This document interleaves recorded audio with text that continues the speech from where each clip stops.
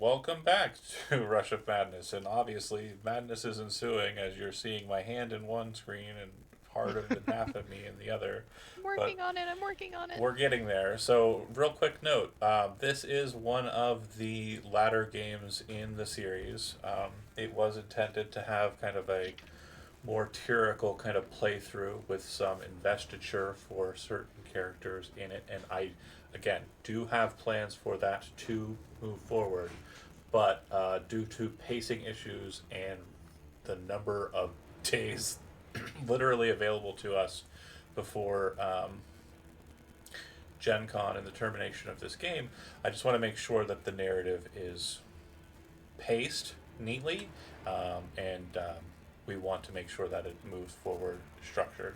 So, in this very first round of combat, where we're playing combat music, which I'm going to turn off, Orlandis, after seeing Castia blasted with debris by the massive tree folk, um, will go through with an idea that Jonah had, but didn't pursue due to people kind of explaining that it may not go exactly as you expect it to. But seeing that his charge is now at risk, he will rush forward and attempt to scale um, the tree. Orlandis will make an athletics check, like so, and he will scale the tree. He is now on the tree. Mm. Sarth has a moment where there's a fit of rage, but then looks back to see her kind of knocked to the ground and moves to stand over her and protect her. Blathild, not so concerned with something she can't really see, just unknowing that it's not going good over there, will fly into a fit of rage and attack twice, and then that'll be both with her battle axe. She will hit one time for 10 minus 10. Lose. The situation as it Yes. stands, it looks like Orlandis is going for the Grey Order badge on the tree's limb. Um. And when I say limb, I mean arm, not like His right. limb. Also, limb. Yeah. I will go ahead and do my normal attack. Okay.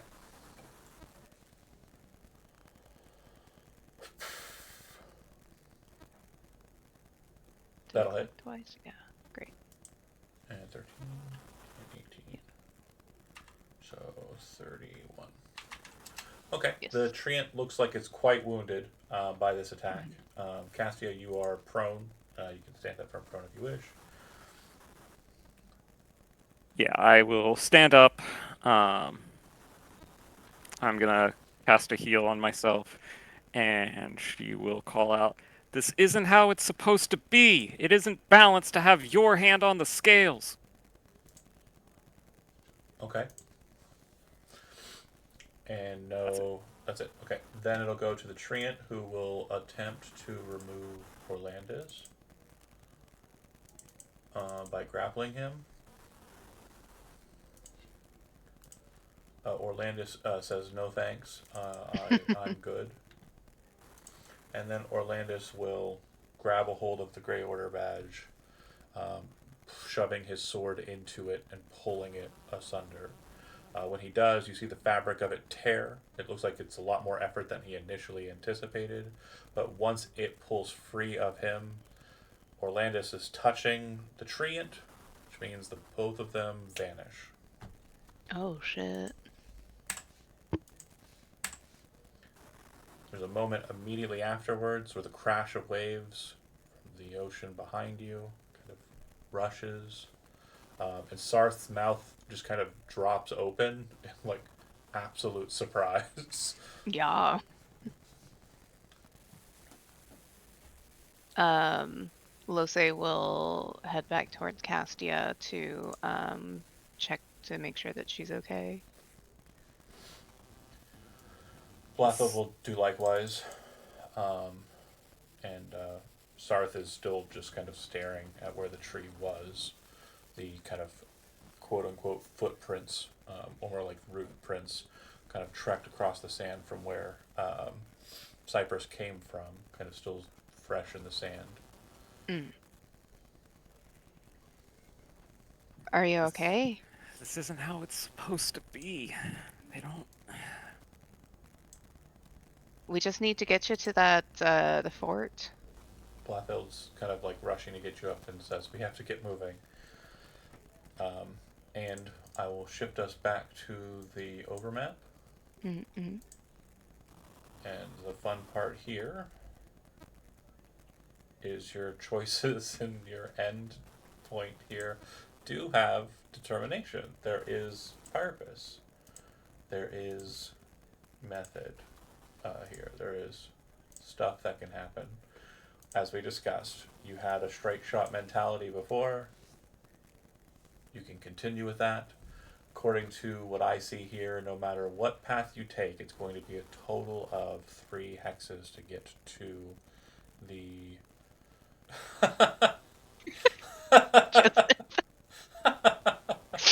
uh, they're allowed to stay because they're awesome, and that is all. Yeah. So So we wanted to go here. correct, and no matter which path you take, it's going to take you a total of 3 hexes to get to it, unless I am not sane and I'm seeing it all. This time you are good at math. 3, 1, 2, 3. Yeah. I can do geometry all right. Yeah. So yeah, if you go north and then kind of to the side, or you go completely east and then north, or you can go east, then north, then east. Mm-hmm. Either one of these kind of pathways is going to lead you down a different path entirely, but the path is yours to choose. And Right. each one of these hexes presents to you as a group a different problem. Mm-hmm. So depending on your choice depends on what you've run into. Well, part of me thinks we should go into the forested area so we have cover, because clearly they can see from above. But the beach would also give us more sightline. Casty is still mumbling about how this isn't how it's supposed to be, like having to actually finally clash with the Grey Order was not something that she wanted or expected, but then she will look back towards the water. I don't know about the comet, and we've already been attacked by one tree, so what's dozens more? So Blathild, you want to take the forest then? Blathild will say, I'm used to the Stoutwood near my home. We don't really have much in the way of um, beaches, so it's not really my scene. I very much prefer the trees, which I think Plus, would probably be Kat's statement regardless. probably. Water Let's bad. take the trees then. Okay.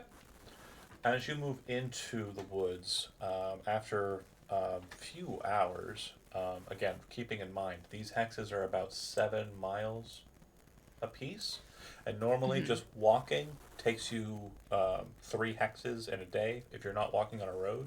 So you're going to be moving into a point 2 where you're going to be pushing yourself into the point of exhaustion as well.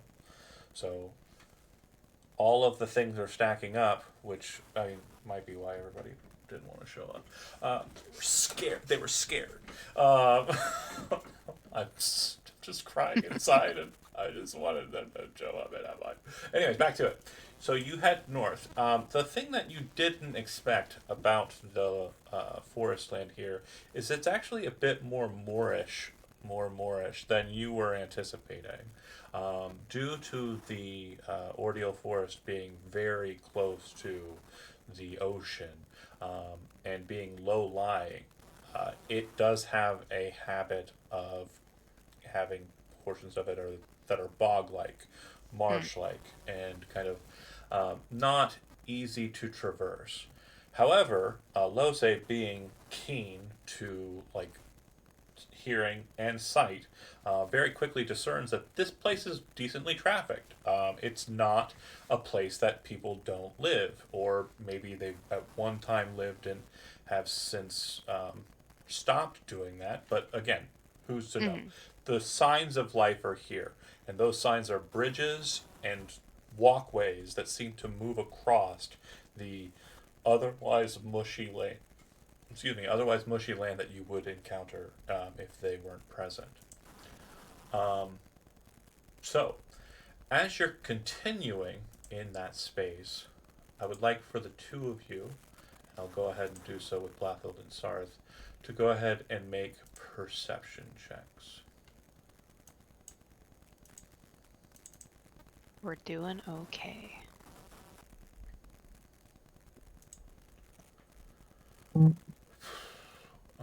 Sarth, I said.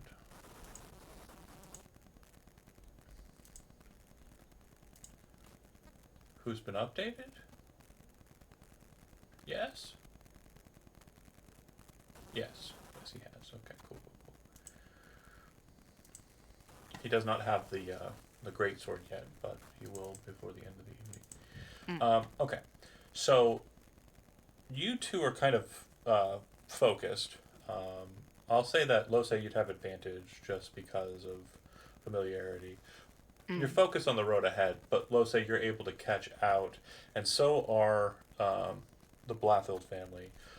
That up ahead there is a kind of waterway that actually seems to be kind of running northbound a bit. It's a creek, I guess would be the best way to describe its size. And it doesn't appear to be very deep. You're coming at it from a bit of a higher ground and cover, but you would notice that kind of standing on the bridge, on a small island kind of dividing the bridge, is a half-orc in full black armor with a shield that has a phoenix upon it. Stabbed in the ground right in front of him is a sword with a rainbow-colored blade. And I will move you to the map. And I didn't do this to you. You chose this. I get away Still mad about from it. I can still be mad about it. I don't have to deal with responsibility if I give people choices. Sure. Would you like to be shot or stabbed? It's not my fault. you gotta have one's gotta happen. You gotta do one of them. It's not my fault that you have to be shot or stabbed. That's just yeah. Thanks. I love it.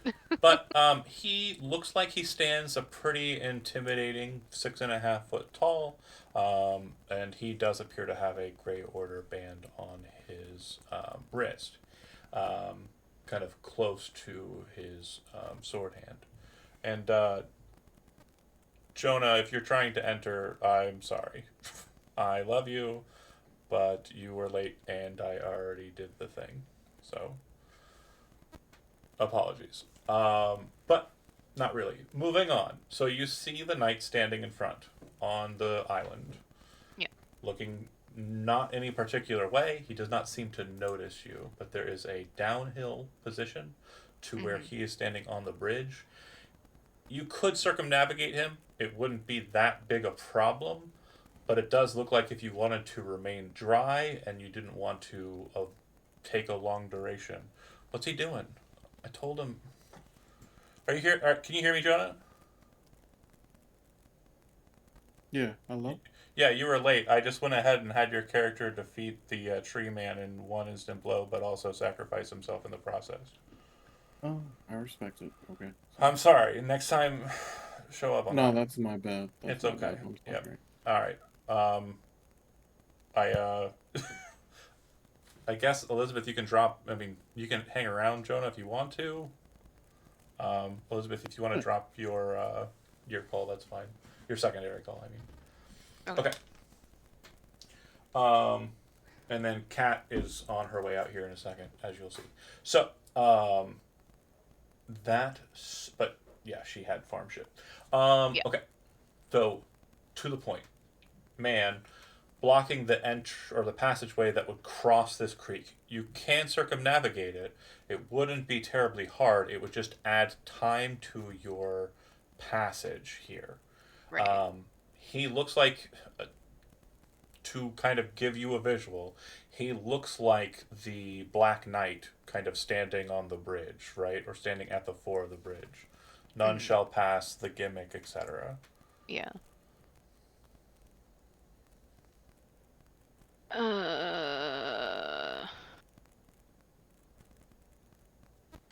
Well, I don't like that. I And don't he's they downhill from us? understand. Huh? Yeah, He's down from you. downhill. Okay. Could we potentially cross over on this? So you could attempt to, Tree? but it does look like that the side that you're on, it Uh-huh. would be kind of a very easily noticed circumstance because you're Right. pressing through the leaves and branches to get to the trunk. So yes, you could, but it may not be completely like incognito if everyone doesn't roll very well in their stealth checks. Right. And keeping in mind we're dealing with a mortal guardian of neutrality for the campaign setting. You're about like what 40 feet away, Right. or 80 feet away, double that. It's 80. He might notice. He might notice. Maybe.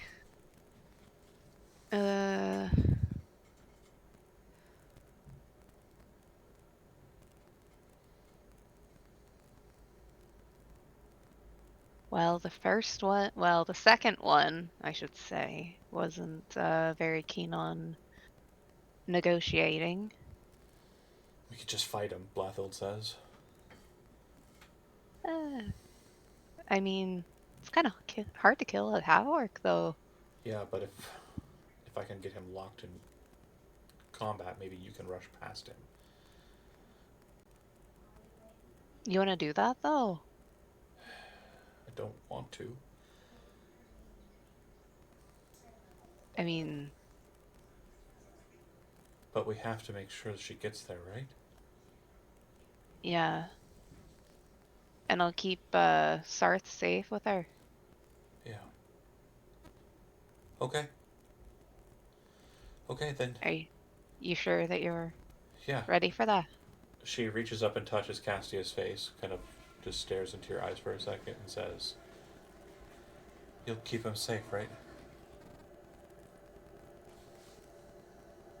Castia just nods and is silent for a moment before just saying, "Thank you for keeping me, this girl, safe.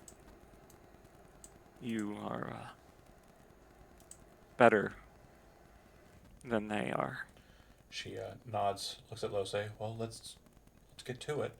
And she kind of like starts kind of like amping herself up with the axe, kind of like slamming her foot.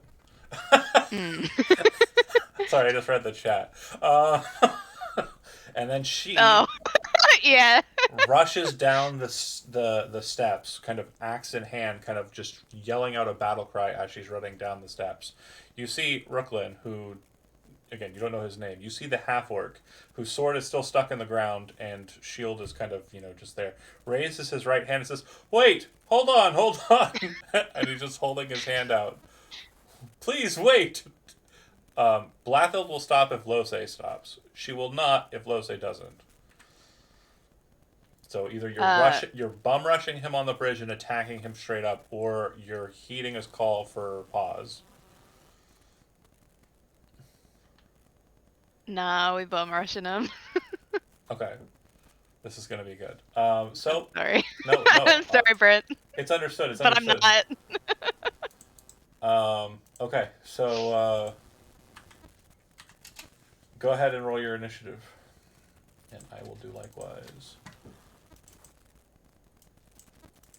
This is gonna be funny. Shouldn't have been a cop. Yeah. Uh-huh. Tom. You're just like, she right now. Don't be a cop. Can't believe this. Cypress didn't want to. He seemed like he wanted to talk about it, but he didn't want to actually talk about it. I don't think Brooklyn's gonna be any better. Descending. Uber Alright, deity. so go ahead and move yourself up. I say 60's fair, right? She moves 80, so she would have gotten to ahead of you. Well, you were 35, so you'd be right behind her 10 feet, right? 30. Okay, then you'd be behind her 20 feet.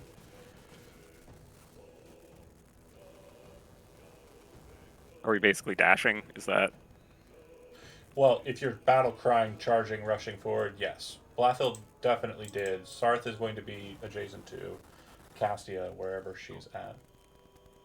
I feel like Castia probably doesn't have much of a choice, so yeah. Yeah, stay close or get killed. Great.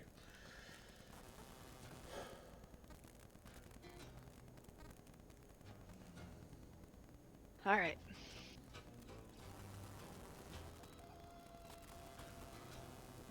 And our defender is out. Okay. So, when he sees Bletho rushing forward, you see his hand, and he's like, "Wait, hold on!" And then, as she's kind of rushing forward, he goes, "Oh, okay, I'll be gentle." And he grabs the sword, pulls it out, and you see this massive spread of fire ignite from him, and these big phoenix wings appear behind him. He raises the sword up and then kind of puts it down into a guard position and holds the shield out, and you watch as he uses his action to take the dodge action as he lowers into a defensive stance. Feel free to hit that It's also 26 fucking AC. rad, dude, but... Feel free to hit that 26 AC. Fuck. We Yeah, just yeah. need to, we should have distracted him with a cursed weapon. It's true! Well, You're right! Sarth could hand over the moon or the rune sword. It is cursed. That would probably do it. I do have that, Also that one sword true. still. There are a lot of options. Do There not are a rule them out. lot of options. However, we do not in character know that weakness. Right. But could he Um, see it on us? No. You can see Sarth's. We just need to get through, and then And I'll let ready. you! He says, as he's holding the shield, getting ready to receive the charge. I just want to talk! You'll let all of us pass. I saw a pause there. Do you take an action to cast spells on him? You haven't fucked with Brooklyn before. And there are no cliffs, so this man is invincible right now. Hold on, I have stone shape. Oh shit! Just throw a huge tower and then... Ah! Not again!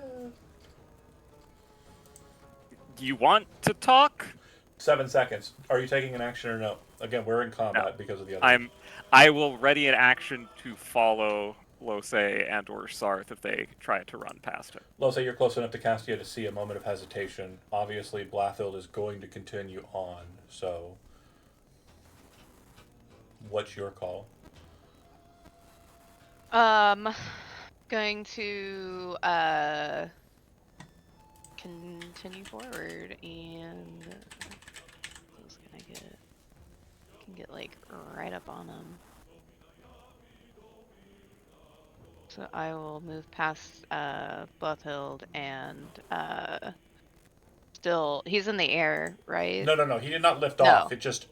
Basically, Oh, he's just he activated looking his really paladin aura, yeah. It's not present anymore. It just shone for a second.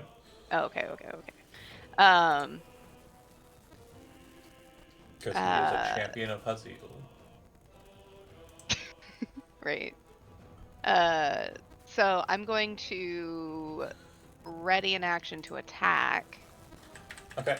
Should he actually attack Like, As a duelist, you can tell that he is in the same posture that you went into, only more defensive. right. So as you kind of Um, lock in to attack when on a trigger, you are also kind of a mind that that trigger is never going to come. right. Yeah. And then she'll say, "Are you actually wanting to talk and let us all pass?" Like, Yeah, emphasis on the all. yes. I just have a simple challenge. Sarth will kind of like, almost like on the next step, kind of stop. You see him kind of like turn the blade and kind of drop it with like a loud thunk, and kind of look back at Cassia, and then look back at this guy, and then look at her like, ah, and then kind of raise the sword up and take the dodge action, and then he'll intercede and move between Cassia and this new threat. Blathild, very much still of the mindset that we are on the same path as before, will rush forward, and she will make her full itinerary of attacks. She is not raging; she is just attacking. Right. So attack, attack, and she will do so recklessly because it's more interesting this way. I like it. So the first attack comes in, and you watch as he kind of just twists the blade, catches the axe, and kind of slides it down to the side. As it comes down, he does not expect for the axe to very quickly be turned on its axis, and then the axe blade brought back in. Blathild kind of sweeps it right back in, catches Brooklyn on the face with that 29, and then for 10 damage. Nice. It just kind of creates like a red line across his cheek, and he kind of and then the second attack comes in, and he just brings up the shield and kind of interjects it against the longsword. You just see clashes of steel kind of sparking off. He kind of looks at her, annoyed, and then looks over to the others and resets back into. Oh wait, hold on. That 29 wouldn't have hit because she was attacking with advantage, but he took the dodge action. So Oh, that's right. So it just evens. we'll say that very similar, but no damage was dealt. Just a very close, Hmm. almost hit him, narrow miss. It's like There's a there's like a centimeter or millimeter from his face. for flavor. I do like the hairline scratch. That's fun, but yeah, he's not concerned. Yeah. She kind of looks like she's fully committed to fight. He kind of fully locks into the defensive posture, but then you see a difference, Lose. It's kind of subtle, but very noticeably not a good thing. The shield comes in closer, and then the sword dips down to set on top of the shield, which you know means that he can move it down to the side of the shield and attack upwards or attack straight down inwards. He is in Yeah. the dodge posture, but it looks like he is ready to reciprocate instead of Right. just block. Castia.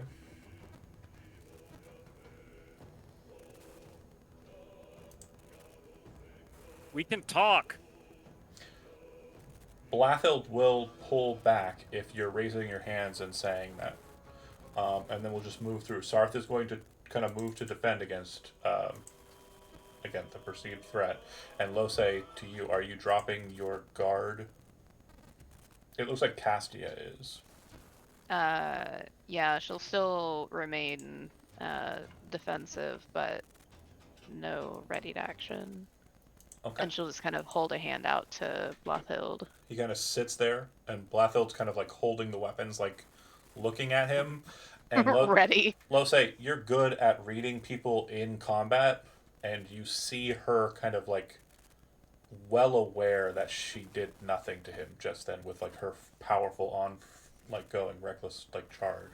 So she kind Yeah. of drops the weapons to the ground and kind of looks at him like a bit despondent, really. And he kind of goes, "Okay." And then he slowly lowers the shield and then turns the blade in his hand and settles it back into the ground.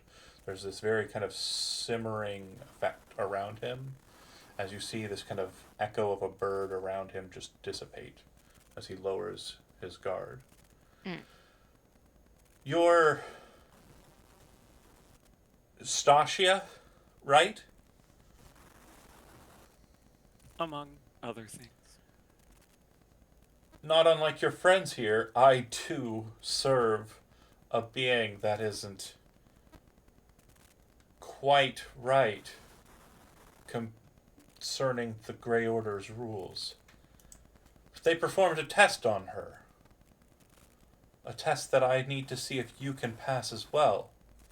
You see, she is a being of a unique existence known as a phoenix. There aren't many. I think she's one of the last ones, if not the last one. And, well, if you aren't from here, you're an outsider, a being that doesn't belong. And that would surely mean that you are a goddess, as they claim. But if you're from here, then you belong here and are tied to it. You're structured to it. They're linked. You're linked forever. So if you'll submit yourself to a spell that I can cast, it's been cast on me a couple of times actually, and I've always returned back to this plane. I can banish you from this place. But if you belong here, you'll return after a minute. And if you don't, well, you'll go to wherever you're supposed to go, and the Grey Order will be able to seek you out on common footing, and you can deal with them in the Astral Sea. What say you? Before I answer, I have a test for you. Sure. What do you think of their mission? It's noble. It's good. But at the same time, it's not good. I feel that a lot was lost when the Covenant was signed. I listen to Dryson's stories a lot, and he's reluctant to tell me too much about the specific days and what happened during that time when it was signed. But from what I understand, great horrors were unleashed upon the world by the gods. And if you are one of those beings, then who's to say that you wouldn't be beyond such torments for the people? But who's to say you wouldn't, and you wouldn't bring benevolence and goodness to the people? But then at the same time, the Grey Order's structure is for freedom of all mortals to walk their own path without the interference of others. And I know that it's not perfect. There are agents and beings of the gods, divine powers and the like, that are allowed access to the material plane, allowed access to people, but I feel like if no one stands to check that power, to check those efforts and those goals of the divine, then we stand to allow ourselves to repeat what Dryson said was the worst age in all of history. The children of the gods killing indiscriminately and torturing mortals, even outside of the mortal realm, in death as well.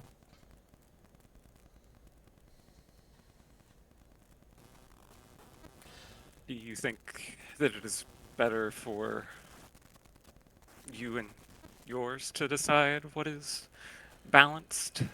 Is that I freedom? don't think I make choices. I never really did. I've always worked towards making sure those that I care about are safe. And this cat is really just trying my patience. He's trying to be soup. Stay here. Floppy Downies, thank you very much. Cat posted the cow pics. I see this. Beautiful. Adorable. So, I never really made choices. I just rose against those that would hurt those that I cared about. My mom, my dad, they live a very comfortable life fishing in a small village. You probably never heard of it. It's called Bansur. Well, so a lot of things came to rise against the people of the place I'm from, and one of them was a powerful good dragon who wished to rule over everyone and enforce his rule on them by killing an evil dragon. But is that good? That lack of freedom? I don't think so. So I guess the answer I have is do I trust the people who work to ensure the covenant is maintained? Some of them, yes. Others, maybe less. But I feel What like about that one? those that are chosen for a reason. And I feel like it's our effort to work with the gods. If the gods, and if you are one, I would implore you to coordinate with the Grey Order at Tabernae, where you aren't limited. I don't think you're a god, though. I've been in the presence of much more powerful beings than you. Not, I mean no insult. And sure, you have a great potential for manipulating the White Winds, but I just think that you're special, not a god. She did kill a dragon. Kill the dragon. I've been killed by a dragon. I've had it both ways, I guess. Well, other than that last part, you and I are of the same mind. I'll submit to your test, and whatever happens, happens.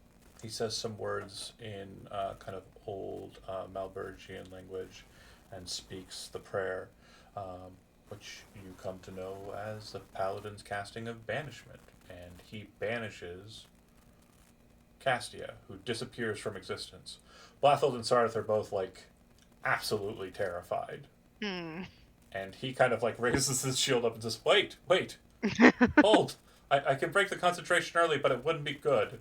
Just allow for it to play out its course. I believe in her. She's a girl. You're in this space where there is nothing. You are in a pocket dimension that is created by the spell Banishment. Hold on. I will cast it for realsies. Hold on. Baby cat, I need you to just not He's so roll. cute, though. He likes Because rolling. Beetle- He likes rolling onto the Wow. keyboard because he thinks that me Yeah. touching him when he does it is like, oh, I love when you do that. This is. I mean, he looks happy and love pretty you. smug. Yeah, I love you paying attention to me, Dad. So, you're placed in a harmless demiplane.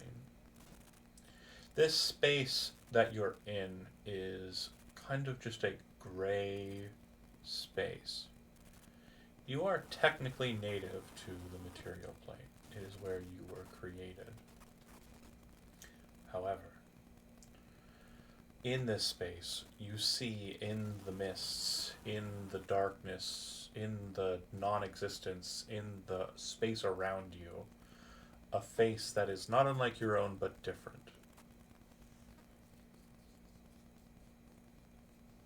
You see a woman with red hair, and she says to you, I am like you. My name is Ithel. I am a part of you ever since you took up the Black Blade. I have been sent into this space by our mutual being to ask you a question. Is it your goal to be free? Or is it your goal to be unbound? You cannot be both.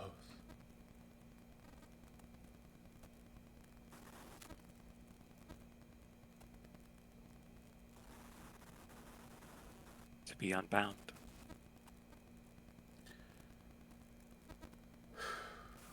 She kind of lets out a soft sigh. A moment becomes a minute, and you appear back in this boggy area. And you see him kind of smile. See? I knew it.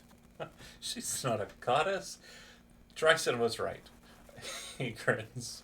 I will take my report back to Tavernet, and hopefully they will hear the right of it. There are probably some others here in the forest that are looking for you. There's a pretty quiet clearing up ahead, though, an hour or so away. It's getting pretty late, and you might need some rest. He smiles. Good luck to you. Hopefully you're able to get to where you're going without issue, and hopefully I'm able to remove your the people who are chasing you with haste. I'm glad to see that I was right, and I'm glad to see that Dryson was too. It was a pleasure. Thank you. He nods, and he kind of reaches towards his wrist and rips the band. Unless somebody says something to him before that. Nope. Whoosh, gone. Oh wait, sorry, before that, I had a thing he needs to say. Okay, hold on. Before he Oh. rips the band, he kind of stops. He goes, oh, right.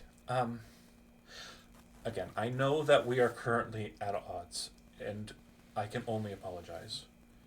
He looks to Blathild, who is not here, so this is going to be a very weird segment of me role-playing with myself. And believe you folks can chime in as you like. He says, I need to let you know that your children are all right. And she says, what? And he says, your children.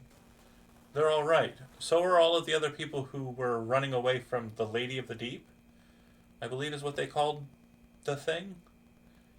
The worm. Yes, they've been secured at a campsite near the lake in the Panacea Desert. On their own free will. There are questions that are being asked of them. He looks to you as a group. I can take one person with me in my transportations. I do plan on heading back there after a short discussion with Dryson at the Citadel. He looks to Blathild. If you wish, I can take you back to your other children. If you wish to remain with your son and your charge, I would understand. And I'll leave that to you two to decide, since Kat is currently feeding baby cow. I will post a Baby picture cow. of baby cow. Cute little baby cow. For those who are watching, this is a baby cow that's happening right now. This is a baby That's cow. a wrist. Oh, look at that baby cow with them eyelashes. Baby cow got big old eyelashes. So cute.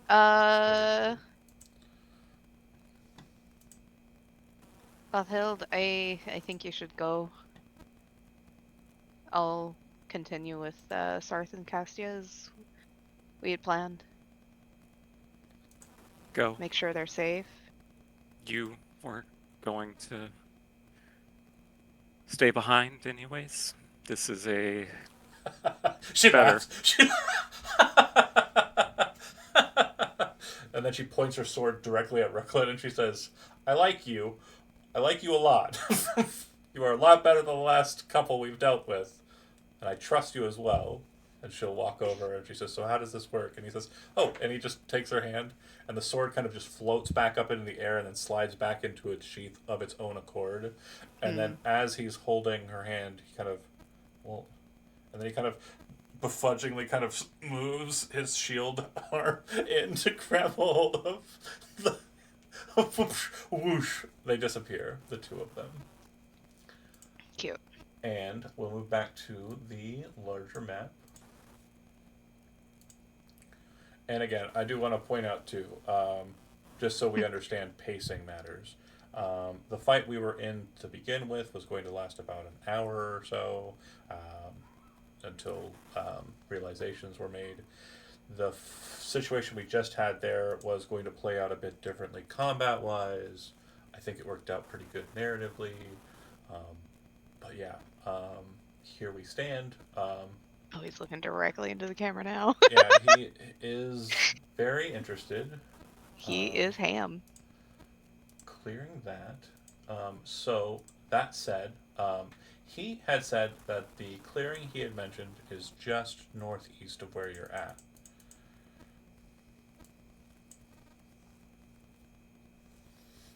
You can follow his advice, or you can detour entirely. It is getting late though in character, so Um,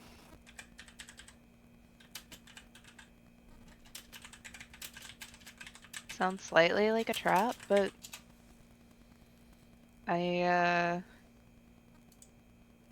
he seemed trustworthy enough.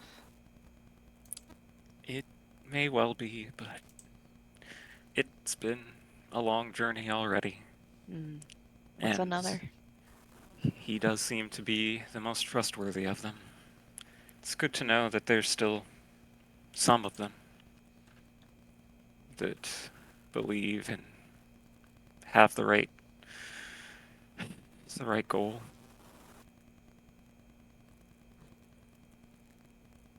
okay. So night falls. The forest is dark but eerily lit. The starlight is very, very bright. And as you come out into the clearing that he suggested, this kind of glade, you realize the moon at its apex shines on a small little pond present in this space. It looks like a suitable enough place, a place suitable for camping, um, and quiet and serene, even. Um, Sorry, I'm hung up on the fact that Soupy Baby messed up the focus on your camera so much that the camera's like, there's no cat. What do I look at? oh my god. Gotta do the influencer, like, refocus. Whoa. Oh, Okay. there you go. And now he's just right So look into at the this pencil. right into the side box. Sleepy deepy. Okay, so this map here is kind of present for you to kind of understand the serenity of the locale as you kind of move into this space. Lose, it's you, Sarth, and Castia. Hmm. It is late. It is very late, but you know that you are still potentially being harangued by the Grey Order. Right. If you press on from this point, I will need a Constitution saving throw from all parties still present to see if you gain a level of exhaustion or not. Right. If you wish to take a short rest here, that will not offset your tiredness levels. You would need to perform a full rest here, but then again, that would cause you issue. And this choice obviously would have been a bit more hard to make if we'd actually gone through the last two combats. But again, sorry. Yeah, it's fine. We're kind of moving forward with it. I'm gonna make sure that you understand where we were and what was going to happen. Yeah, I don't want to rob you of it. I can. Do you have that little bubble again? I do, and I think we should rest. Even if we continued on, it doesn't seem like they'd have any issue finding me or us, whether we're moving or staying here. Hmm. And honestly, it's a crime if they try and disrupt this. Do you see this? Looks Yeah. great. Feels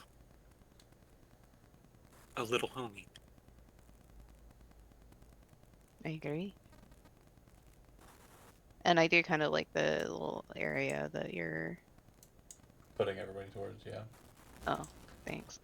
I like that area. It's pretty good. Yeah, defensible. Nice little Yeah, blockade little rock. there. Got a rock. It's always good to have a rock. Yeah, that rocks.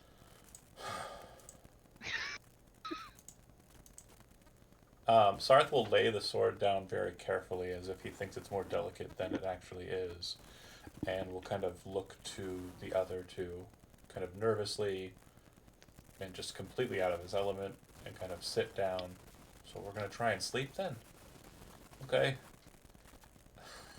I know it's hard, but I'll take 2 of the watches as long as I can get 4 hours of rest. Do you think Orlandis is okay? Sure, he's fine. He can take care of himself. Well, I mean, He will be okay. it was similar to how He she scaled just, that tree like it was nothing. he got right up there. It was insanely good rolls. I mean, it was very, yeah, much a circumstance of fate. That natural athleticism. Yeah. I didn't expect it to happen that quick, to be completely honest. I rolled insanely well. And before you ask, there is no way for me to fudge dice in the open, unfortunately. There's Right. no, Yeah. there's no mechanic. No, I'm being If I genuine. knew of a way. I would do No, it a kidding. lot more. It would be great. But yeah. Did you go out like a champ? So he, just to Oh, catch you up, absolutely. Jonah, he went with the bad idea you had last time, which was rip the Grey Order band off of him because he saw that Okay. Cassia was in threat. However, the thing that you didn't think of, and I wasn't going to tell you outright, is if you were to do that, you'd still be attached to him, which means you would go as well. So Orlandis and the tree disappeared. Oh yeah, no, that was the plan. Oh, okay. Well, then nailed it. Oh, Perfect. Yeah. Okay. Well, I did what you wanted to do. Slam dunk. I didn't even know I was trying to. Okay, cool. No, yeah, because like the couple So you're- games that I watched with the band being used, I figured Oh. You're an astral jail. So, Oh. that's okay. You got Buddy. got by the cops. yeah. By the You done with bird, old pee-pee? You the done with bird old loving pee-pee? cops. Because we all know that Zach loves birds. Those birds so much. And then you folks are going to try and go to sleep. You're setting up a bubble. You said a Leomund's tiny hut. Yeah. Yep. Okay. Bear with me here. I need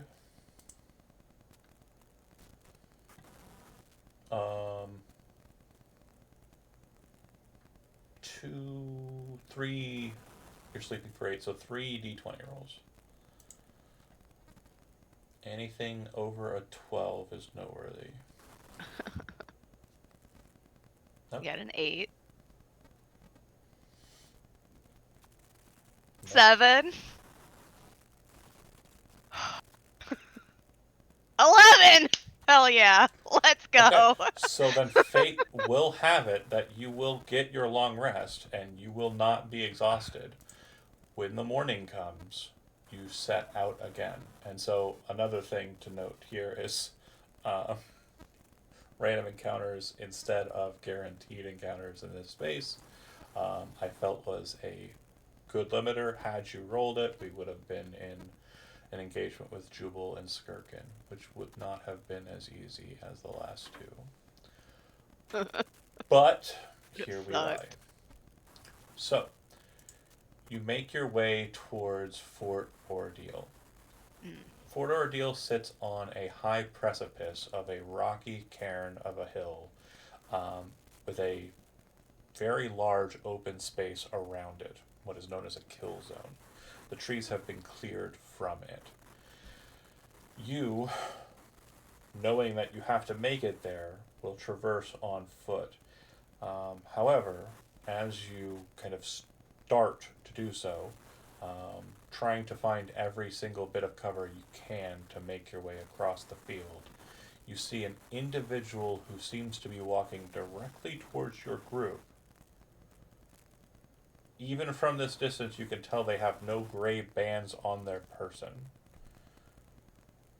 Instead, they're wearing kind of a blue long coat, very interesting looking sword at their belt, and just a very not local looking personage to their their face.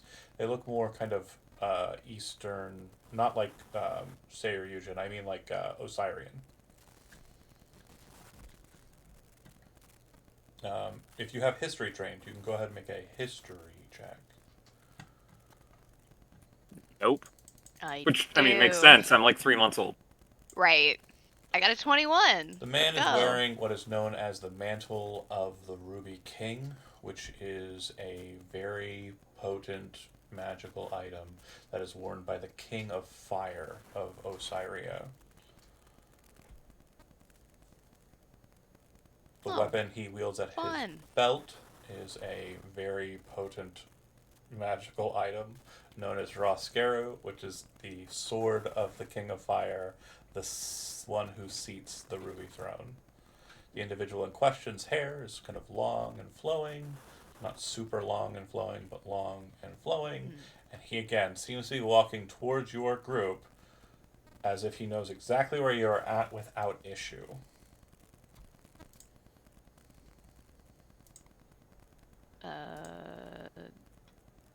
Drawing the defender to be prepared. You catch him out in a clearing. He kind of stops, the wind sweeps through the group, and he looks to you. Hello. I understand your name is Castia, he says to Lose. Mine? Yes. Maybe. Or is it her? And he points to the younger girl. I'll be honest, she wasn't very precise. Who's looking for us? Well, me. My Who name's sent Donovan. you? Donovan Sloan. Excuse me?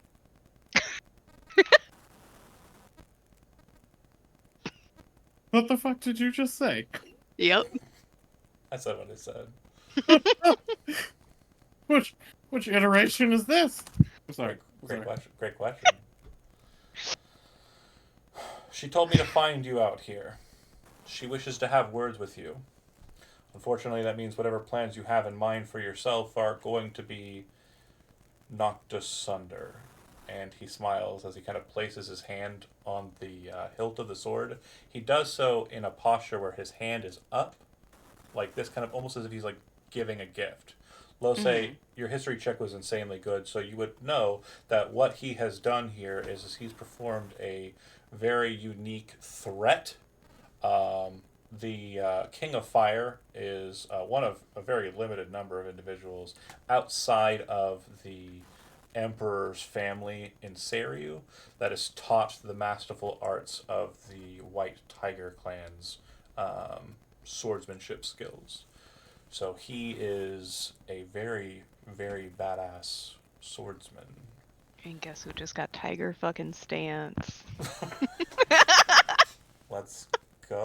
Let's go!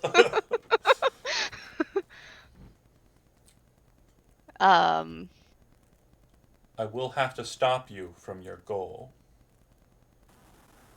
I'm sorry, but you won't be able to see him ever again. Sarth kind of, and then brandishes the blade.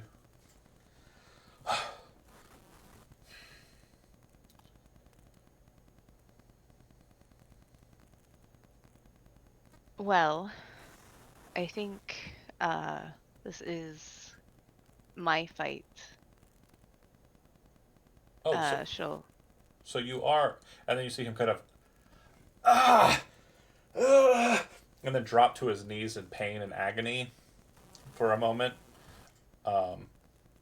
It's kind of like he's going to do this for a while, so you could just sit him and watch him in pain and wait, or you could just walk away.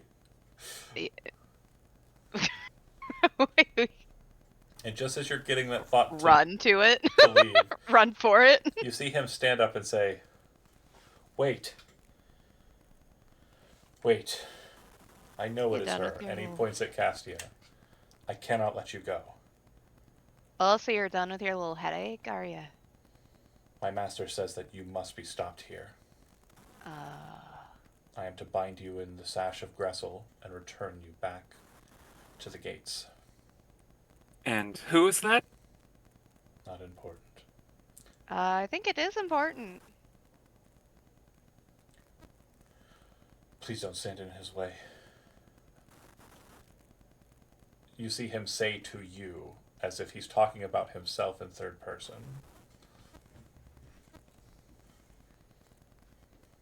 Turns back to Cassia and starts to move forward slowly. Sarth kind of raises the blade and kind of steps forward, almost passing Lose. Lose steps in front of him and kind of like getting closer and more aggressive in her stance. Gonna go ahead and do a little challenge of steel.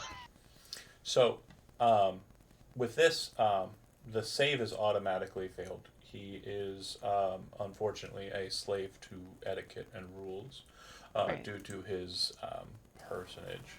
You see, there's a momentary conflict that happens, and he kind of clicks his head to the side as you see, like, his measured, like, original stance kind of fall to play. Like, there's, like, this strange kind of, like, evil, I guess. Not really, it's a very limiting word. This kind of malevolent facade that appears on his face when he's first initially taking in the challenge. Mhm. And then it clicks and he takes back to his initial posture and he says, I of course accept. And then he kind of steps to a more formal kind of posturing with you. At that moment, Lose, you know that he is going to prepare himself for a duel, and you are going to do likewise. Do you Right. say anything to Castia and Sarth while you are doing so? Go.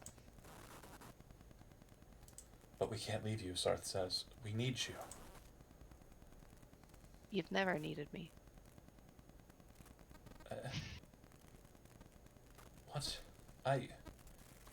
No, we definitely need you. What do you say, Castia, if anything? Castia will put her hand on Sarth's shoulder and start to push and nudge him. Okay. Everybody gets to make their choice. He'll move with Castia, but every so often he turns his head back and looks over his shoulder as Lose kind of moves into a posture with this man. Castia will look over her shoulder shortly thereafter and mouth thank you. She just does a slight nod and then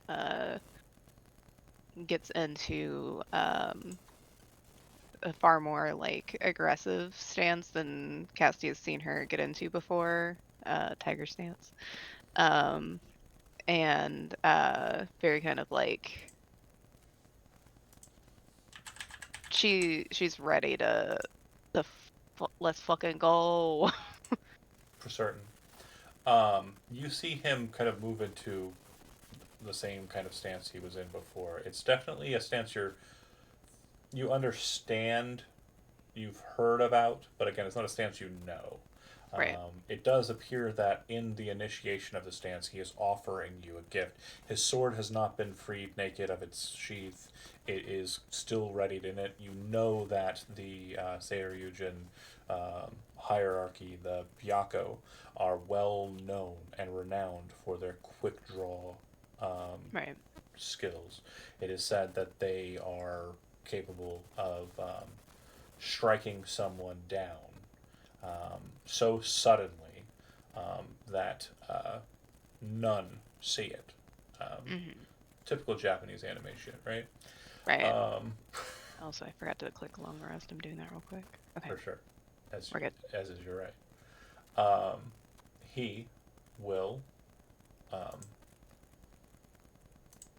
fall into his posture, and because the duel starts at Challenge of Steel, and he forcibly failed the check, he will be starting with a number of damage dice equal to half your proficiency bonus, rounded down. Your prof bonus currently is 3?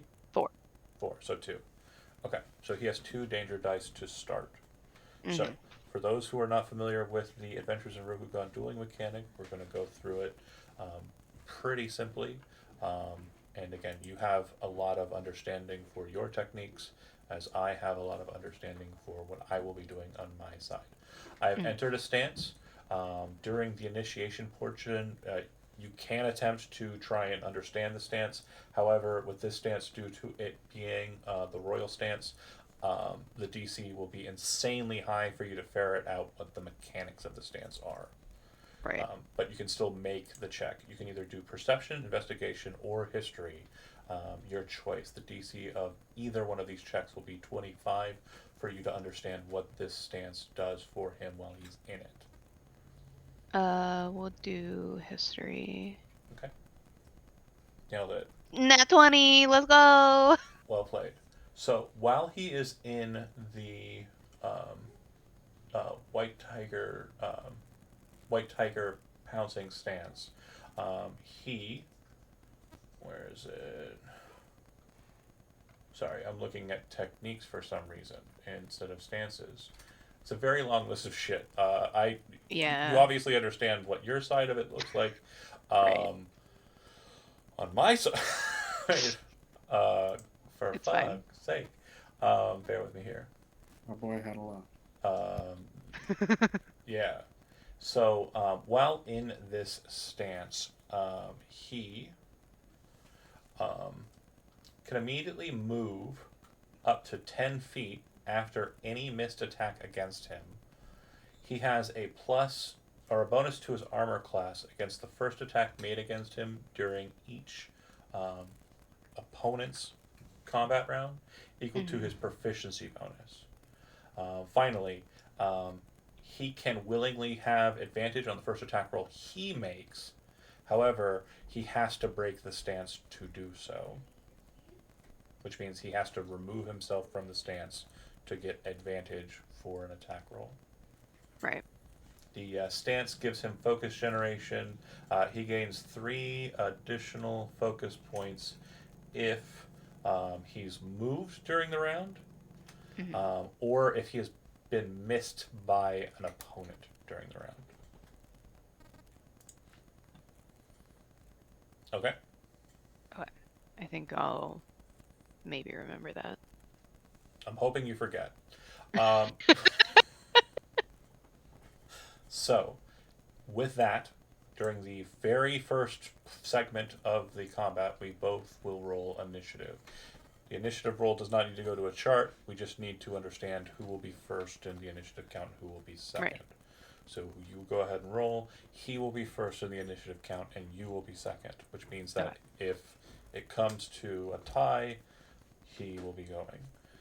Then we decide on a number between 1 and 6, and with that, you will be choosing your focus position. Let me get some music. I need tense music.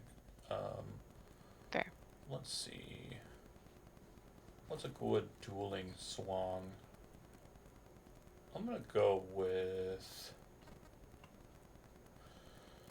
I'm gonna go with this one. There's some good Chrono Cross music buried in there. I went for tactics. Nice. So The Fire Emblem dramatic battle theme. that would have been a little too amped for a duel, I think. It's like I don't think there's a calm Fire Emblem song. That shit is all raucous. Yeah, it's not called Chill Emblem. Yeah, fair. It would have been fitting though. I get what you're saying, because King of Fire. So, during the first round, I have my number selected since I'm your opponent. I mean, I'm not going to cheat you. Unless I do. JK, I'm not going to cheat you. Do you want me to put it in? You can just tell me. You don't have to. Oh, okay. Yeah, we don't have to post because we don't have Fair. an actual other opponent. Fair. I'm gonna do 3. Okay.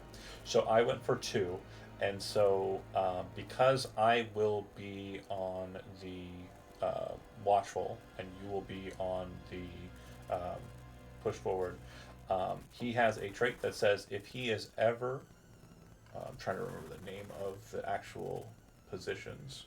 Mhm. Bear with me here. Okay. I'm gonna turn on the fan real quick. One Go second. for it. Dueling.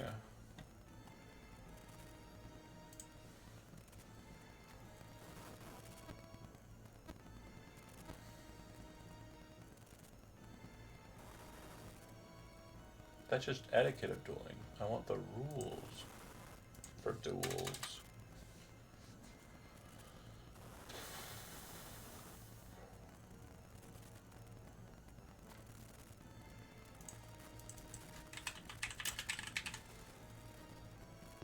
All right.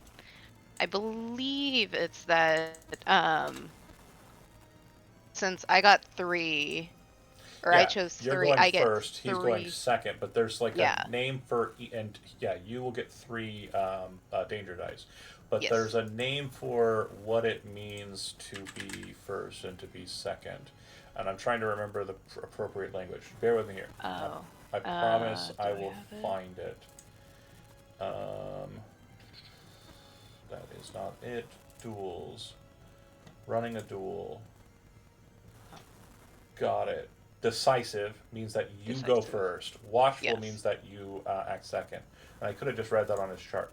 Whenever Donovan Sloan is in the watchful posture, he gains a +2 bonus to his armor class. Right. So you are first. So again, we are operating. Let me go ahead and get a map. Bear with me here. You're good. This isn't accurate, by the way. It's just where she's going. So we'll just use the right outside it. Where is she? Where is she? Bam. Okay, and then swordsman. I think is the token's name. I don't know why it's not keyed to the character sheet. Probably because I'm lazy and a failure. I believe in you. That is a bad idea. Oh. Well, too late. I am just full of failures. JK, I'm the best. Okay, so here is the fight. That's how it will start. Unless you want to have it be more of a distance, you did like challenge. I guess he kind of sets the stature, but yeah, if you want to be further apart, we can be. No, that's fine. Okay, then you have first first go of it, and you currently have 3 danger dice. Correct. Move forward and boop boop. Damn. Okay. All right, let's go. Well, the first one has no choice but to hit. Yeah, the second one not so much. Hold on. God, that was a really shitty roll though. A fucking 1? Kidding me? For a nat 20 trade-offs, it's okay. The second one still hits. I Right, but the first one, I got a Oh, nat 1 the for damage, you the mean. damage. Yeah, it's not great. Okay, so then we're looking at 11 and 11, so a total of 22. Yep. Yes. Okay. Shit. So you come in, Lance. He kind of narrowly kind of moves himself from taking like the full brunt of the critical hit and kind of moves back. When he does so, he will be really sad about it. Okay. He'll respond in kind. I believe he is going to use one of his techniques.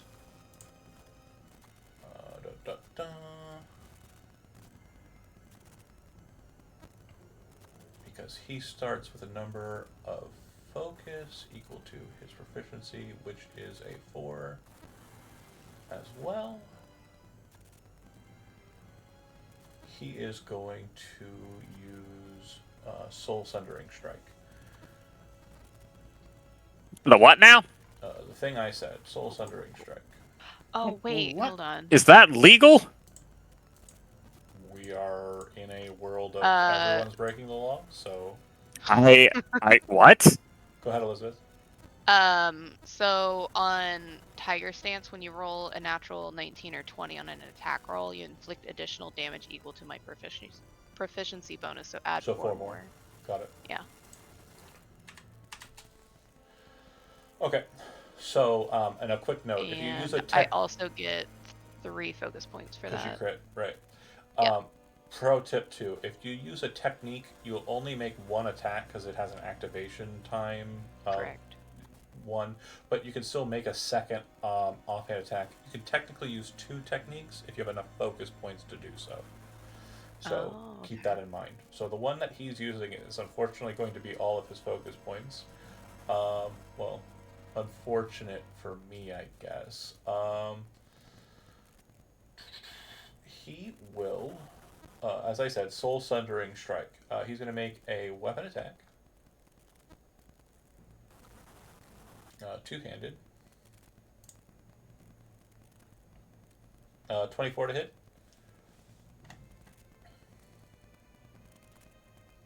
Yep. Yeah. Okay. And so he will deal 17 points of slashing damage. And then the Soul Sundering portion of it. Oh, never mind. So the attack actually goes against your passive perception score. What was your passive Oh. perception? 14, which is also my AC, so Perfect. So current good, AC. good to know. On a hit, the target takes weapon damage. Additionally, it suffers the mark for death condition. So your next successful melee attack against it deals an additional D8 force damage, and that will last for 1 minute. If the target is a celestial, fiend, undead, and I hit, it suffers the weakened condition as well. You are not that. If I spend at least 8 focus, which I did not, I spent 4. Then great. All the things I said are done. You also take So I still take additional- the 17. Yeah, you also take 1 additional damage because the focus cost is 3 plus 1. He spent 1 additional, which means that plus 1 is added in per the technique. Okay, so And- 18. After kind of drawing the blade and attacking, you see him kind of very quickly swipe to the side. This is just a regular old attack.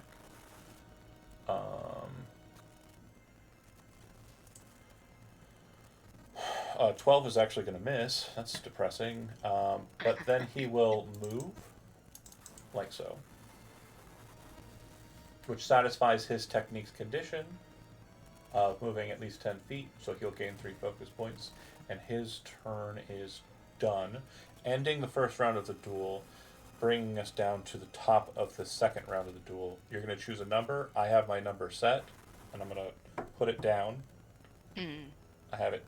It's my hand is already in the posture. Some eagle-eyed That's fine. individuals might have seen it. So noticing that he's a little bit more on the defensive side, she's gonna lower hers to 2. Okay, so we're tied, which means we are no longer in watchful for him. We are instead in, what was it called? Decisive. Right. Decisive. Well, no, decisive is if you're going first. He is going first. Yeah, I know, but you're not watchful. It is called, Oh. if we tie, we're both going to Oh. gain 2. It's called neutral, is what it's called. Oh. So we both gain 2 danger dice, putting you at a total of 5, and him at a total of 4. Right. And then he will go first because his initiative is higher, correct. He will move 10 feet again. He will then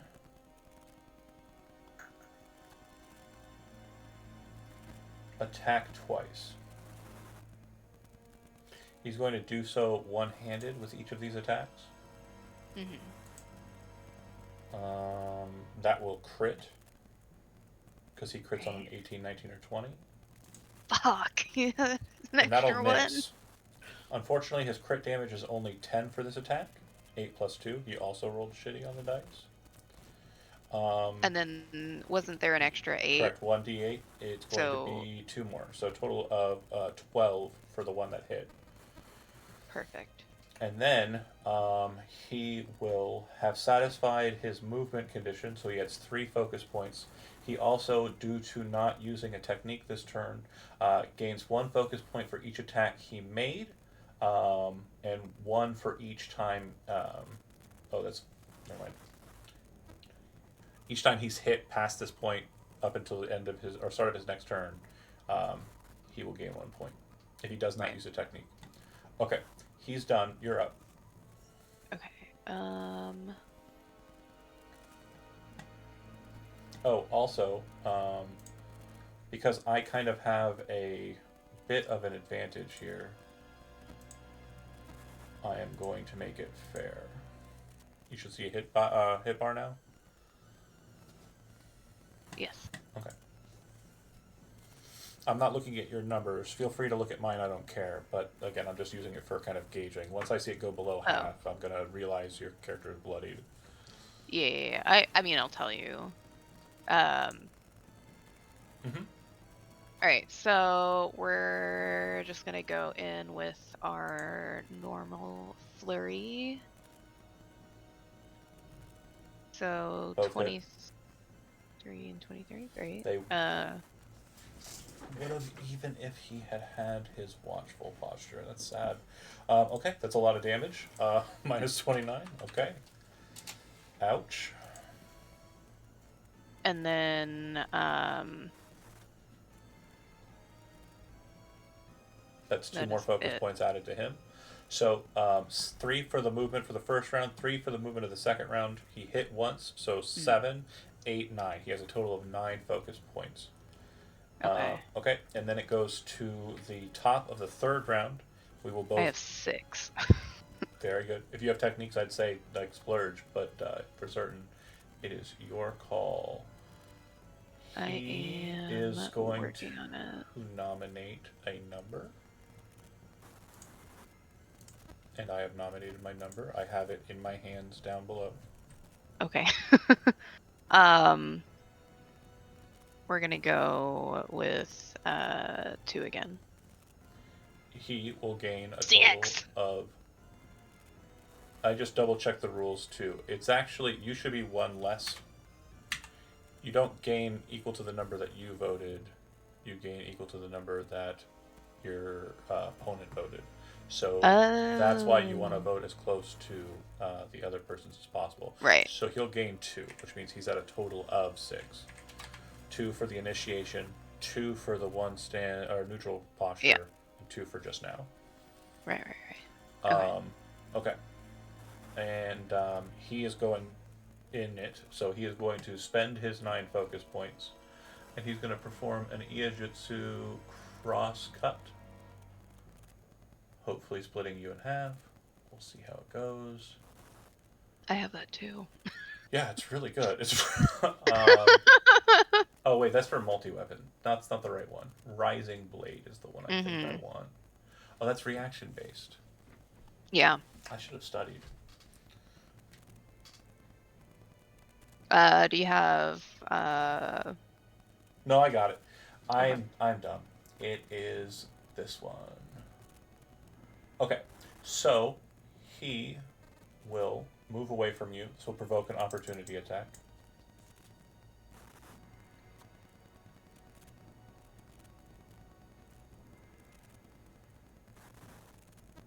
If you wish to take it.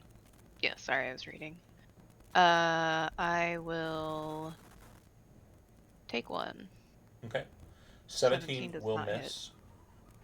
He will then, after moving away, kind of stop on his foot, kind of almost pirouetting, spinning back around and coming forward.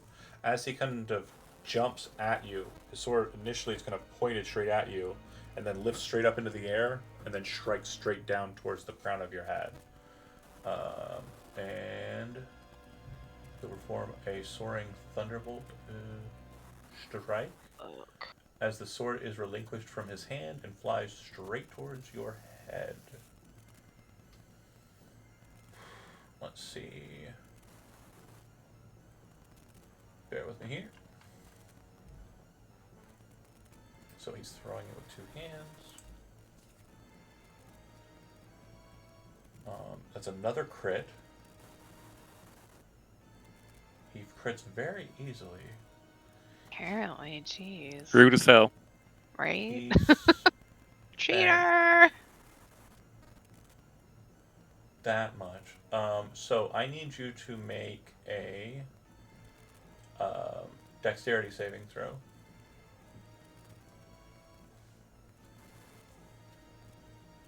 Okay, 16.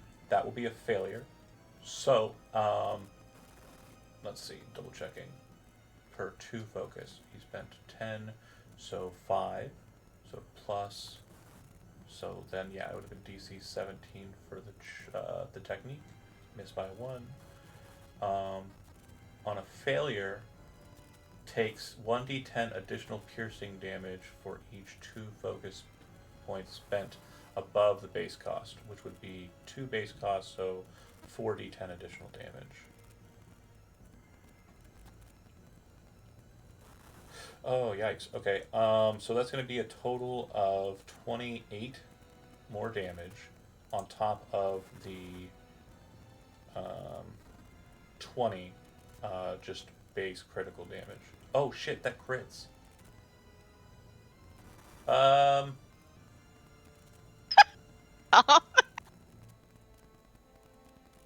So it's 51 total points. I just did the math. I'm really good at using a calculator. I'm not good at saying numbers out loud. 51 total. 51 total points of damage, and the sword slams you in the head, kind of piercing I'm looking so bad right now. into your crown, and kind of flies off to the side and hits the ground. The second it hits the ground, you're kind of like, he's disarmed himself, he's finished. He will then spend his reaction to pull on an unseen string and return Roscaru back to his hands. And he says, at this moment, "You are a woman of considerable skill. I haven't enjoyed myself this much in quite some time. This match will probably be settled by a razor-thin margin in my favor." As you're kind of bleeding and kind of looking at him, like, he doesn't look as wounded, but it is your up, and he has 6 danger dice on him, and this is it, the moment. This is the moment. Okay, so just to double check, whenever I use one of my martial techniques, it costs. It has an activation it- cost. Yeah, it has 1 attack activation time. So, So you'll do it I during can, your itinerary, so it'll be that attack and then a different attack. Okay, so can I still do the 2? One will be the technique, and then one will be a different one. But if you can do a technique twice, you can do it on both. So what's Okay. its cost? Focus cost. Double checking, it is 2. Okay. So So you have I have 6, so I could use it twice. You could, whatever the name of the technique, and then whatever the name of the technique, so you could do it twice. Okay. What technique is it? It's flashing steel cut. Okay, so you can actually spend 1 additional. Yeah. But it won't do much. Right. Oh, it will do a bit. It also has the bonus effect of if I use a slashing weapon, which I do, on a miss, a creature must make. Oh, that's if I miss. Yeah. They get frightened of me for 1 minute. Right. It's also if you spend 2 focus above the initial cost. So you'd have to spend 4 on the first one and then 2 on the second one. Okay. I mean, I'm willing. Yeah. Because if you spend Yeah. 2 on the first one on a hit, the creature's going to take the damage unless it uses its reaction to move 10 feet in direction of your choice. So this is actually like you're moving them where you want them to go. This Right. may not be the attack you want to do if you're trying to kill him. Right. because he'll have the option to spend his reaction to avoid it. Make a weapon attack. I'm trying to think what you got. I have I can just look. Dawn's Grace. Dawn's Grace is great. Rising Blade, which Reaction. So you're waiting for him to come to yeah, you. that's a reaction. Veiled Menace Thrust, which isn't bad either. Oh, But that could be good. yeah. Cost 2. One creature in range on a hit. Weapon damage additionally, it suffers disoriented condition. Mm-hmm. Oh, I don't use a piercing weapon, but Yeah, you do. oh, that's right, I do. Forgot about that. You're using a rapier. I'm using a katana. Although, I also just threw it into your head point first, so I can also do piercing damage. Yeah. We'll go ahead and use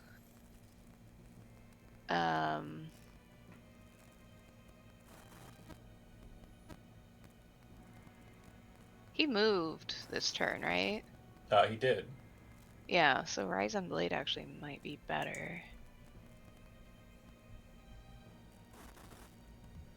Yeah, we'll go with Rising Blade. Okay. So Rising Blade happens in reaction, so you can actually use it. Oh, fuck, you're right. Yeah. God So damn it. what you could do is I did it again. It's okay. So what you could do is your stance currently is Tiger stance, right? Yeah. Okay. So you could, because it's bonus action to switch stance, right? Mm. I think so. Combat stance. Choose a stance. You can switch between stances by using your full movement or an action. Oh, yeah, no, okay. Yeah, no, I Never don't mind. like that. Well, you could take the dodge action, and then when he comes towards you in melee, you could reaction hit him with the Rising Blade. That would only be one hit. Mm-hmm. But he'd have disadvantage on his attack rolls against you, Right. which would mean you'd be more in a defensive posture with your remaining hit I points. don't, dude, I only have 3 hit points left. He's missed a couple. If you're going all in, just rush him and hit him with Dawn's Grace and spend all of your points into one. The first one, Yeah. and also say you're going for a killing strike with that one as well, or the second one. Yeah. Do everything on the second one. Yeah, first one is to attack them if you can. Okay. The first one, I'm using 2 focus points.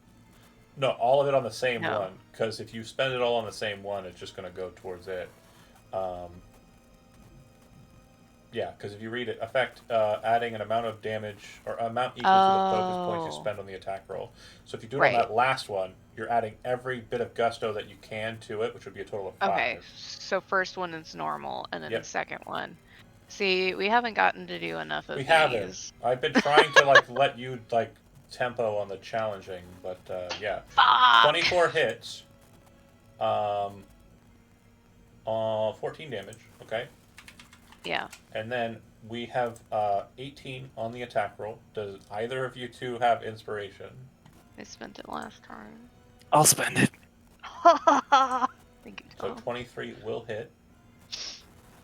And you said you spent the 6 dice, so this will be 10 plus 5 for the Dawn's Grace, so 15. Yes. And then go ahead and roll me the 6d6. 66. Alright, big money, big money, big money. 20! Okay. Not the biggest, but we'll take it. He will then, in response, use his reaction to spend the 3 focus points that he got for moving to Rising Blade you. Yeah. And Oh yeah, because I had to move in to do he that. will then scene fades to black. Yep. Sarth and Cassia are rushing towards the mountain. You can see that the southern side, which you are moving towards, and I'll just go ahead and delete those tokens there. Nobody saw her die, so we don't know if she's dead or not. But the Roll death saves and whisper. cairn up ahead of you does appear that there's a step, series of steps that lead up to the actual structure itself. Sarth seems to catch this and kind of move you towards it. As you are heading up those steps, directly above you, the sun kind of becomes blurred in a veil of red. And you continue rush up the steps. Yeah, this is going a lot quicker than I expected. There is a part of me that's saying pause it, let's just slow down, but no, there's really no slowing it down without Zoom the other in. without the other characters doing their stuff. And that is okay. That is fine. So Sarth and you are rushing up to the top. You make it to this space and you're looking around concerned. This strange place, and you can see that there are parts of bones kind of all over the place. Like there was some sort of battle that happened here years ago, possibly a decade or so ago, and the force that was holding this fortification was completely and absolutely killed to the last person. You look and see that there's a door on this strange looking structure here that appears to be internal and looks like it goes into the mountain. And as you kind of both recognize that this appears to be the space to go, the broken, kind of hanging off the hinges door kind of shifts to the side and a figure steps out of the shadowy space beyond. Once he steps into the sunlight, or rather the red comet light, you recognize him immediately as your former champion. He looks to you and says,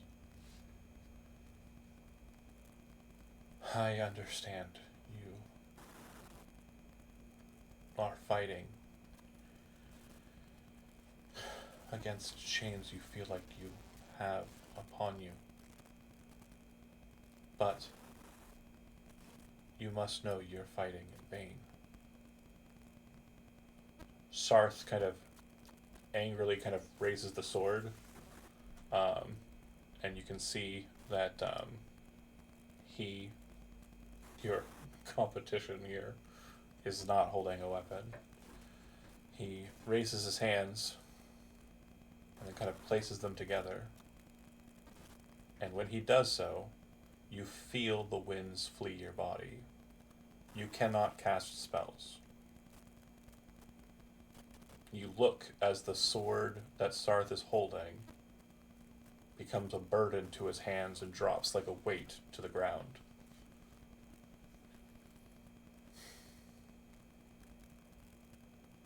If you wish to pass me, you have two options. Reveal yourself for what we both know you are, and then suffer your punishment for your transgression. Or leave this place as a human, descend down to your escape, and willfully enter into death itself, ending the abomination that you are.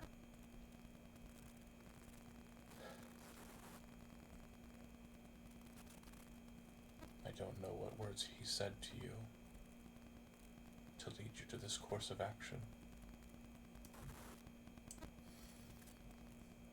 It pains me greatly to know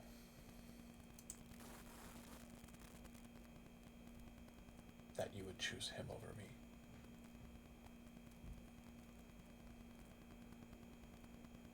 And who did you choose? Kind of turns his head to the side for a second. I'm not like you.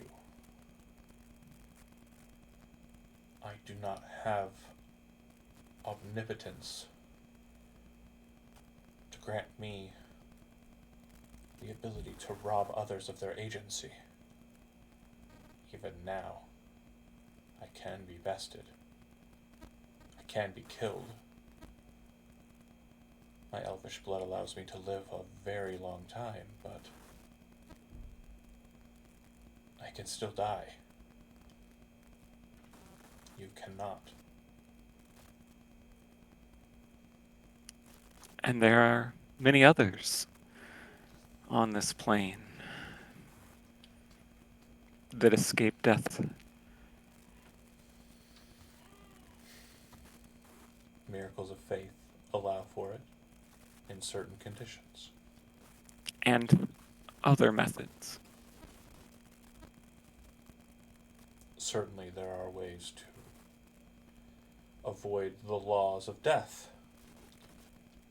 Your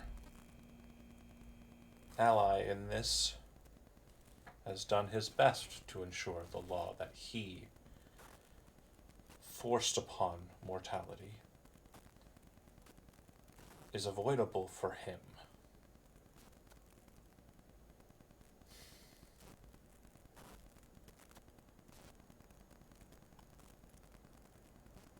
Castia will turn to Sarth. Leave us for a time. No. There are... No. And he holds the sword up. I'm not leaving you. Not for a second.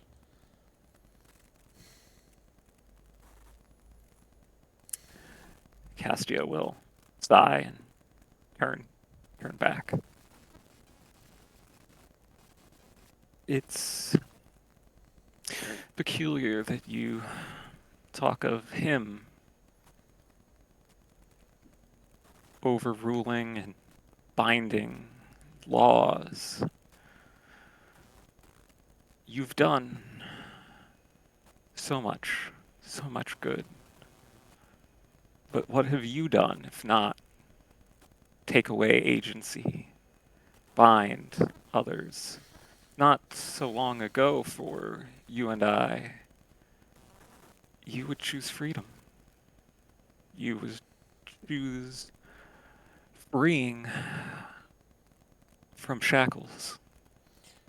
Your freedom is contingent upon you remaining in heaven, in the astral sea, as it is with all who can rewrite reality at a whim. When I chose my choice, I knew what I was choosing. I was choosing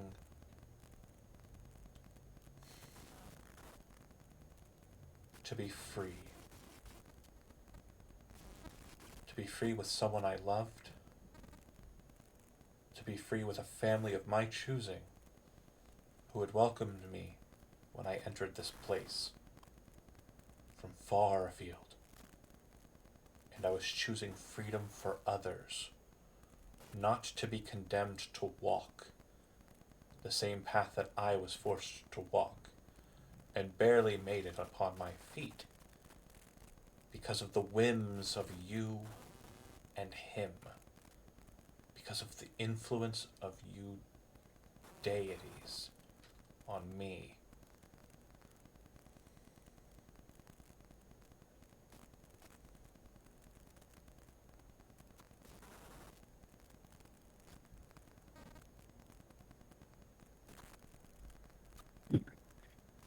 I know you won't want to hear this, Thorn.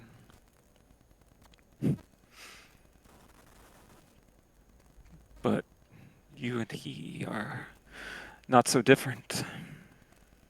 I know that is anathema to you, but he too chose to be free. He too chose love with power that was granted to him.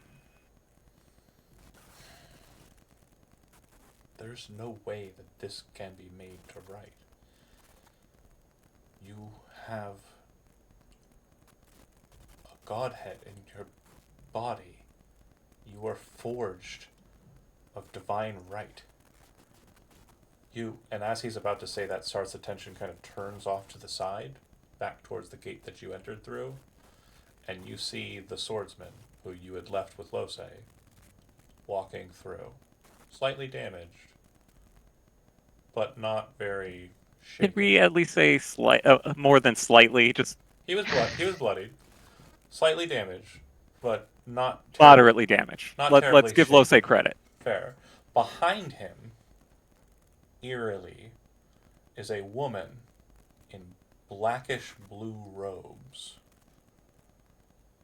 Her hands are hidden away inside of her heavy, dark cloak.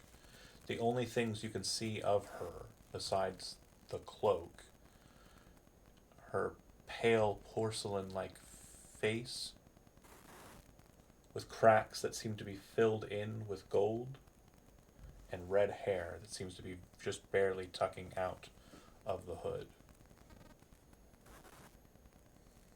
I apologize, she says. It seems that gods and divine powers are being allowed free on the material plane, so I figured it only fair. Thorn kind of looks to her, then looks to Sarth. The sword, boy. Now, quick. Get it. I need it. He looks to you for your decision. Castia will nod. Sarth relinquishes, looks like he's getting ready to offer it. The sword flies to Thorn. You watch as all the rune stones appear in the blade correct, and then it ignites with lunar power. And he points the blade at the red-headed woman. You have hidden in shadow long. What is this thing that you've brought? Well, I saw that she was going about her business, creating maladies of mortality. I figured, why not host a tournament and find the best champion I could to ensure that I had the best device to kill it. And she kind of just stares down at Castia. You then watch as the King of Fire kind of readies his sword in a very, very martial stance, and you see all the wounds on his body stitched together with the divine Just fucking healing. cheating. Well, you, Fucking hate that you guy. did it to your champion. It's only fair. And then she says,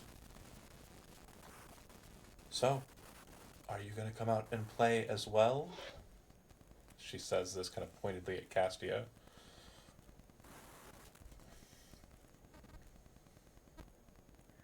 Castia will have turned to face them and look back over her shoulder at Thorn. Like old times? I cannot allow it. I have sworn myself to a covenant, and I must uphold it. And the redheaded woman kind of waves her hand dismissively, and it seems to silence him for a second. And she says, "You're not the one I wish to play with, anyways." And then she strikes her hand straight down, and at that moment you hear this kind of loud scream and crack from above, as the bright red becomes very prominent to you. And you watch as the red comet slams into Thorn with a sudden and horrific smash. It knocks everyone off to the side. Sarth is kind of thrown, towards the wall here. Castia, you're kind of, dropped to your back, kind of looking at a dusty sky above.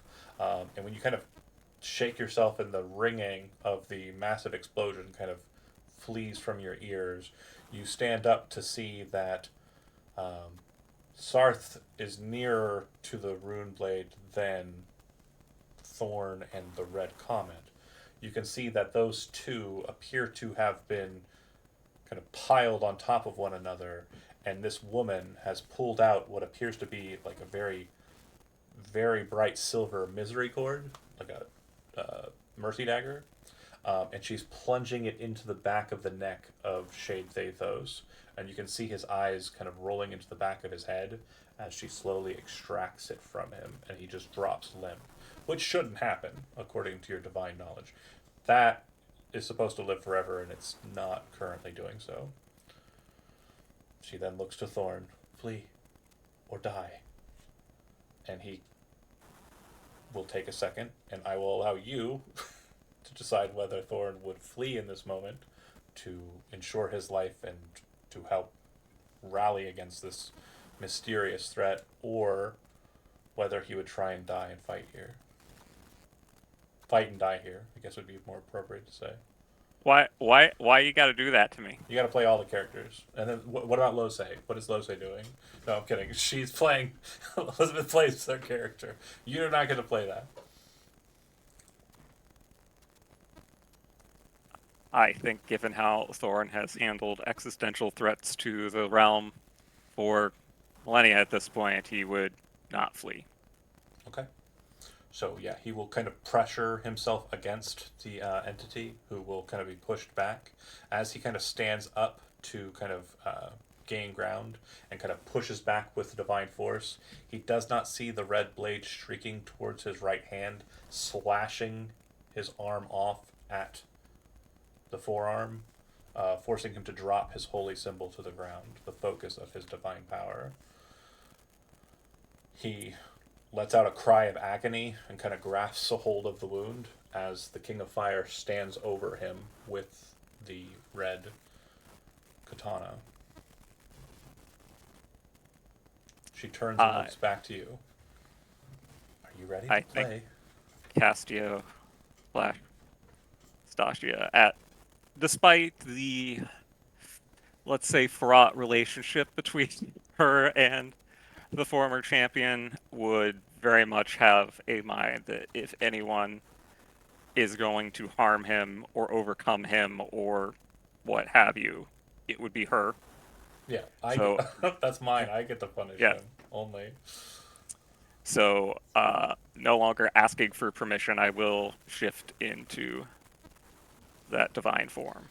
Due to the location of this shift, you feel that the nature of the moon, also from what you saw from last night as well, is closer to a new moon than like a full healing moon.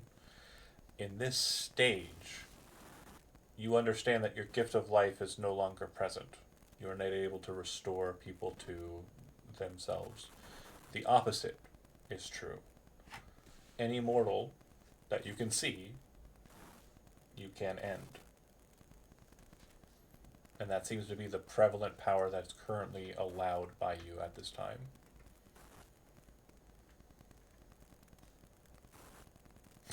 Already ready with it? Movie. Yay!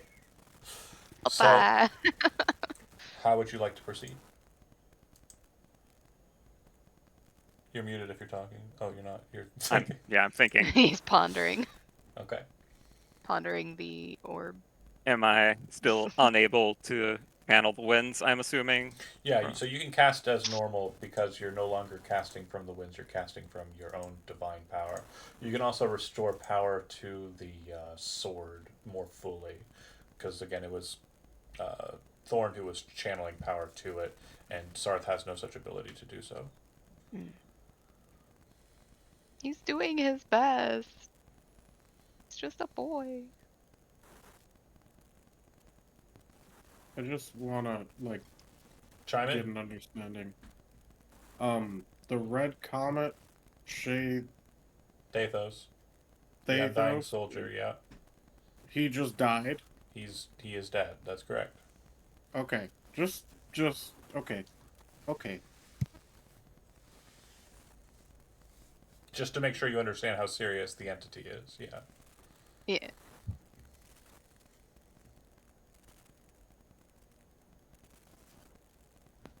That's crazy. Mm-hmm. Yeah, a little bit.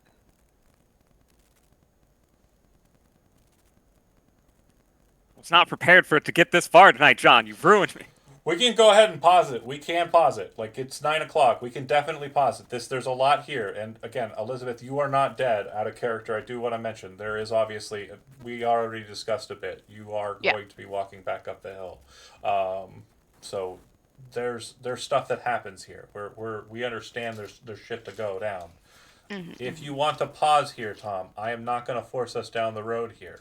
I do like it as kind of like a nice end bit that you kind of dropped into full divinity. Realize that because of your proximity to the plane of shadow, you don't have the power to heal your champion. You only have the power to kill hers. And you don't even know who she is yet. Oh, this is so good. I'm having fun. I don't know if Could anybody be your else mom. could be you.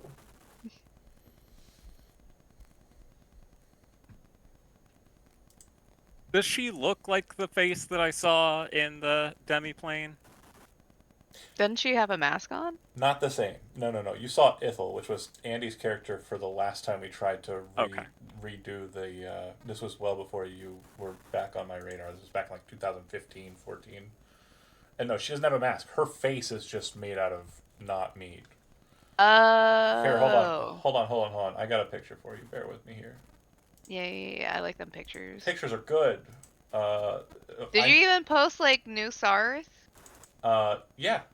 Well, I didn't post it for the stream, but we'll get to that once he gets into like heroics mode. We're not there yet. That's fair. But that's fair. I know that Jonah knows what she looks like. True that. Oh, that lady. Yeah. Right. That bitch. Mm-hmm. Yep.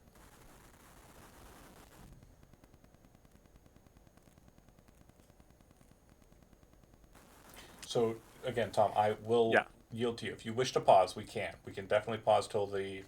So not next week. It would be the 14th. You'd have plenty of time to think about stuff. Absolutely okay with that. I think how I would like it to go is Castia / Stasia now. Yes. After seeing what has happened in these incredibly fast few seconds, Yes.